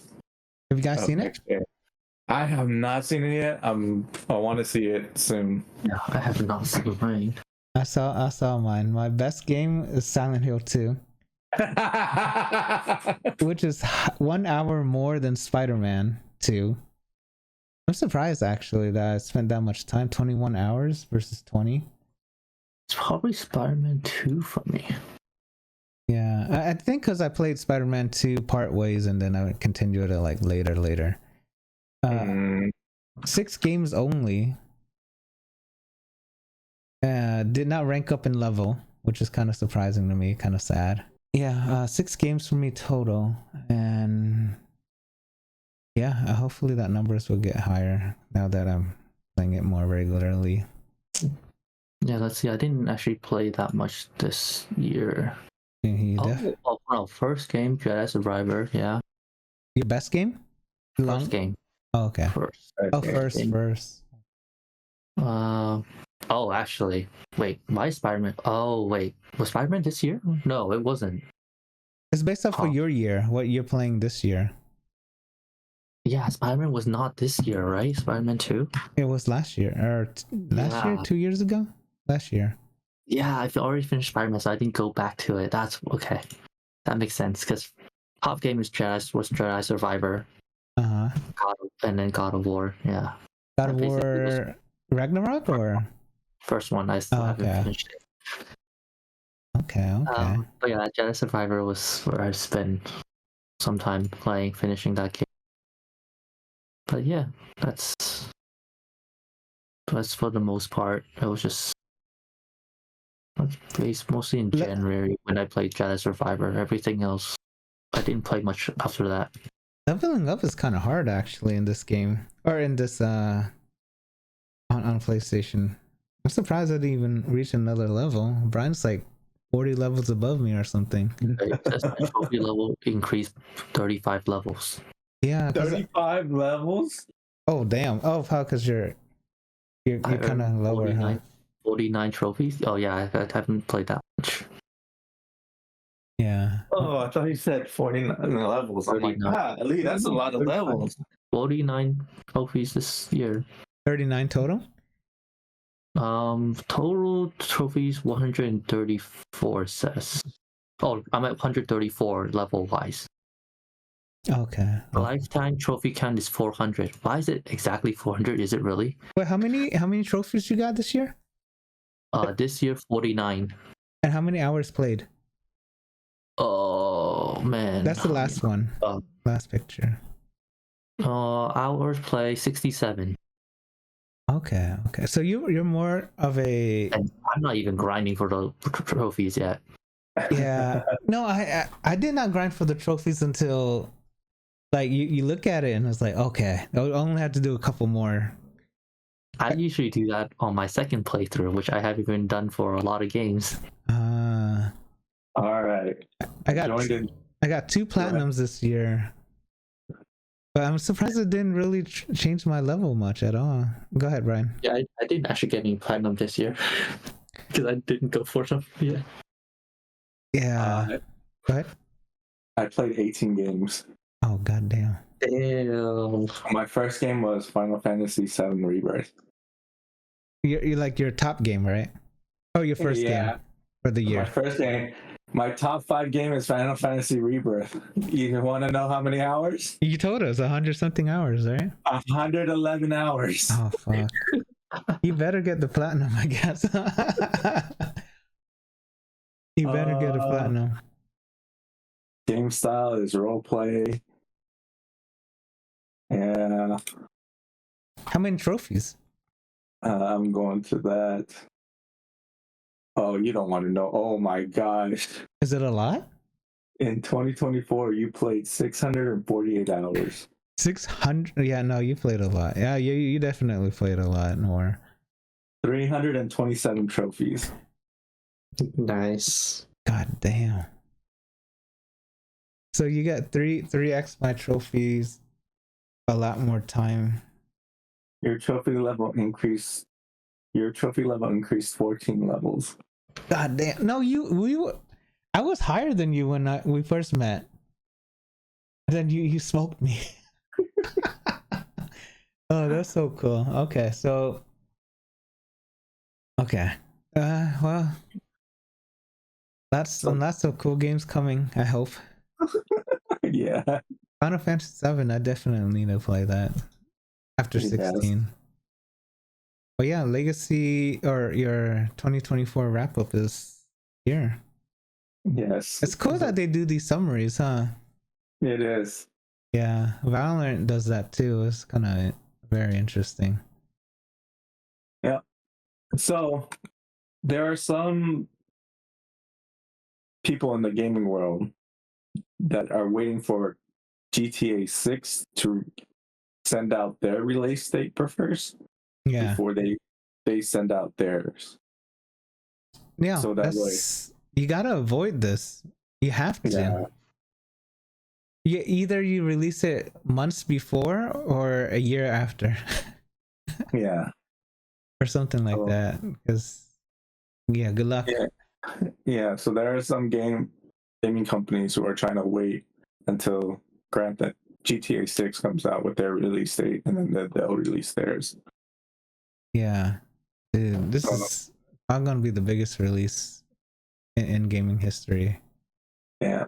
We shall see soon. Okay, prediction. Do you guys think it's gonna come out next year or the year after? I think it's gonna be coming out this coming year. It should be next year, yeah. In 2025, it should be. It should be 2025, yes. Dude, they're making so much money with 5 that I don't even know they need it. they need to do it that fast. Yeah, they don't, but it's been so. Yeah, I'm predicting is either late 2025 or early 2026. Because they need time to polish this thing up. And I think 2026 would be fun because 2026 for GTA 6. Yeah. Right? Or some weird numbers in GTA 6, like June 6th, but then that's going to be like way too late. That'll be like mid-year. But yeah, I think next year makes the most sense. Yeah, they're supposed to release it this year, right? But they delayed it or something. Mm-hmm. I forgot. But yeah, this is gonna be a very big release. And Sony shares have reached a new high. Its previous high was 3,260 yen. Now, as of this article, it closed at 3,338 yen. Yeah. All-time high, huh? PlayStation almost didn't exist. That's kind of crazy. Well, PlayStation is their big one, and their camera's the next big one, and their chip business is another one. But yeah, their PlayStation almost didn't exist. Can you believe that? You gotta thank Nintendo for that. Entertainment products cited as cause, yeah. Singled out. Gaming is singled out, obviously, yeah. Mm-hmm. Yeah, no, gaming is just took off. Since COVID, I think it took off even more than it used to. Yeah. Yeah. Even though they had to shut down a couple companies, Concord. Did you guys try Marvels yet? Marvel Rivals? No, I have. You like it? Yeah, it's fun. Do you get all the characters all at once, or you have to unlock them? Yeah, you get all the characters already, so you don't have to unlock them. Oh, nice. I think you get a special character if you play it on PlayStation. Yes, you get special skin. Yeah, okay. Wow. I mean, congrats to them. They are the industry leader right now, for now. Mm-hmm. I mean, I think they are only. I think currently they're the most popular game currently. Yeah. I don't think Nintendo, because Nintendo is in a different industry, right? Because they're more less graphics intense. Microsoft's the closest, but Microsoft's not even close technically. Yeah, this is cool. Congrats. And games that are coming out. So the first one is a VR, and it's Attack on Titan. Ooh. Yeah. Ooh. And it's coming out on the 17th. Look at his smile. Jeez. So this is interesting. There's two things. There's part 1, which is an early access of chapter 1 and 2. Uh-huh. That will be available for $5. Yeah. Until about 6:59 a.m. Yeah. And then it'll go to $7.99 after that. This one seems like it will make you dizzy, isn't it? Or is it just me? It's VR, so you just gotta. If you only see the screen, it might be okay. Yeah. The refresh rate has to be pretty high for this. Yeah. Oh wow! I remember someone developing this, like something like this, when VR was becoming got big initially. Yeah. Oh damn. What do you guys think? Would you try this? Actually, now that more games are starting to come out, it's starting to interest me. Oh, it's like Wolverine. Yeah, that looked like it. Yeah. Yeah, I'm planning to get a VR set, probably for my computer though. Yeah. So I get to decide which one, but yeah, I am definitely thinking about it. Even the PlayStation one works on your PC now. It does? Yeah, it does. They changed it? Yeah, they changed it not too long ago. And then Apple's released theirs. Yeah, this is gonna be interesting for a couple years later down the road. But this is the graphics is very interesting. His smile is so creepy. What the hell? So they did change it because I remember like when first PSVR 2 came out, it wasn't compatible. Yeah. With the PC. Yeah, they don't release any. Oh, they haven't really released much on VR, so I guess that's one of the ways to have it get some use.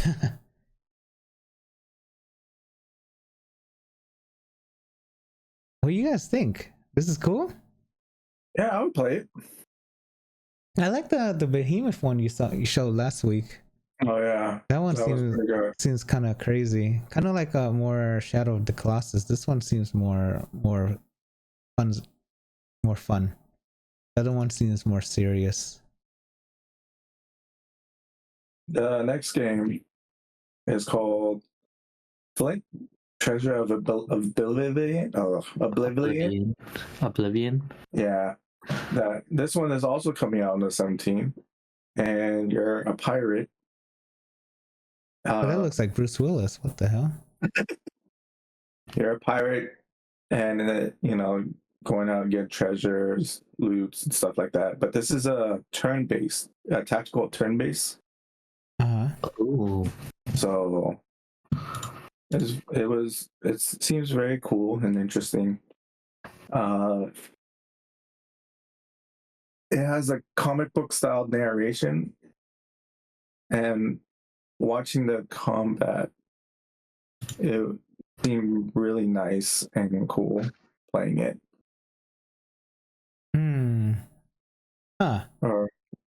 It reminds me of was it a little bit like Gloomhaven, at least like the grid. Yes, that's what it reminded me of. Now that you said it. Flint. Okay. So again, this is coming out on the 17th. So if you want something interesting and different in the usual games that you're playing, then this could be it. Pirates.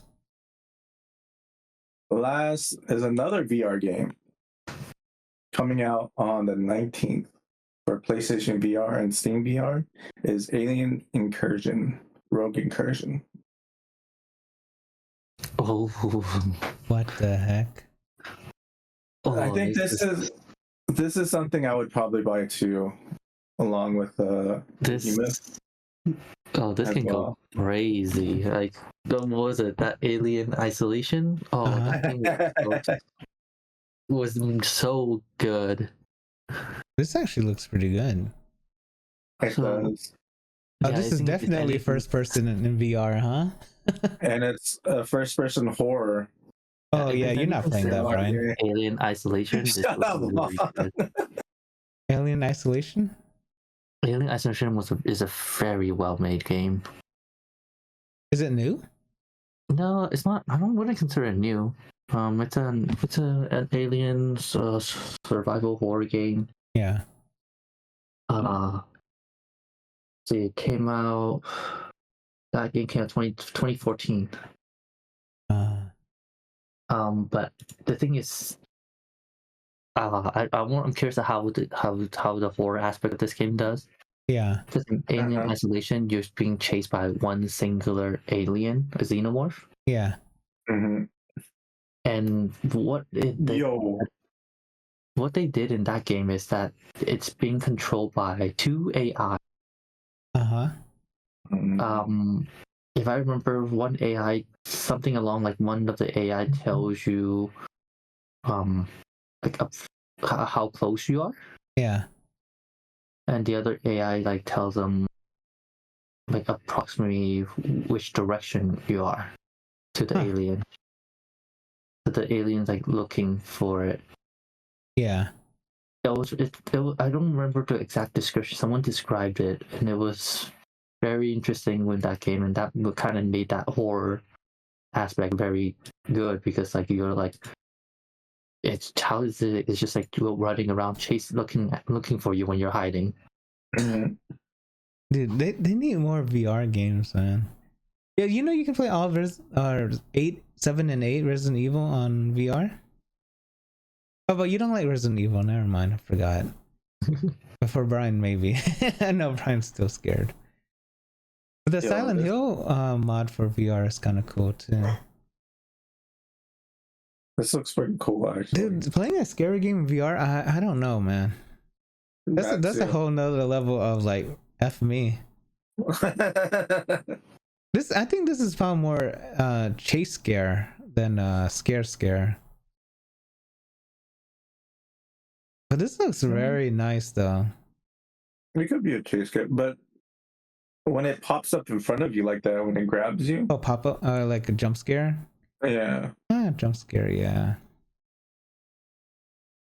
This actually looks very nice. Yeah, it does. The graphics and everything. Oof. This one seems like there's more than one alien. Yeah, there is. Face hugger. So this is VR Alien. Aliens become very popular like pretty recently. Yeah, I think they're lining up with that. Didn't they release a movie recently? Yeah, they just recently released a movie. They're releasing a new series called Alien Earth. Yeah, I think this is all planned. You know what I mean? Like, let's plan an alien, blah blah blah. Damn, can you imagine fighting that in real life, or even in VR? That's crazy. Nah, I think for VR you need a room. Yeah. Empty room. Yeah, you need a pretty good amount of space to do VR. Yeah. Unless it's like Gran Turismo. I think Gran Turismo is a great VR idea too, actually. Racing. And if you have the steering wheel, oh man, that would be awesome. Even though I only used the steering wheel once or twice in my life. It's bad. Wish I had more time back then. But yeah. Anything else? Just next week we'll find out the results for the Gaming Awards. Prediction. Yeah. Well, what do you guys think? Who will win this year? Game of the year. I think it's gonna be Astrobot. Astrobot? Fergus? Yeah. I want to. I think it's gonna end up going to freaking Elden Ring. Really? You think so? Yeah, as much as I don't think it should belong there. If anything, I think Metaphor should win it. Really? But I think Elden Ring is gonna take it. Okay. I hope Astrobot wins because that team deserves. Because they're a new small team too.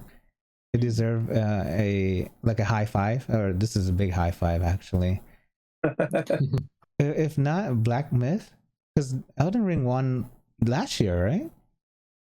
Or the year before that, I forgot. The DLC winning, I think we'll have a backlash because DLC shouldn't count, like you're saying. Yeah. I wish Silent Hill was on it. I would have said Silent Hill. I'm surprised Silent Hill is not on it actually. I'm surprised too. Yeah, Astrobot was a very happy, enjoyable game.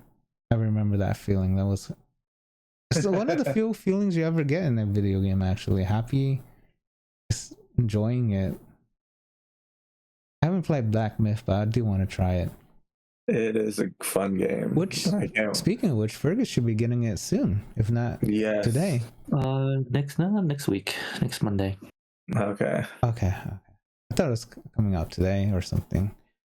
Yeah, but I mean. Oh, delivery and ship. Okay, got it. Cool. All right. Let's see next week. Lots of gaming news, I guess, and we'll see you again next week. Have a great week. Don't forget to like and subscribe. Yeah. Bye-bye.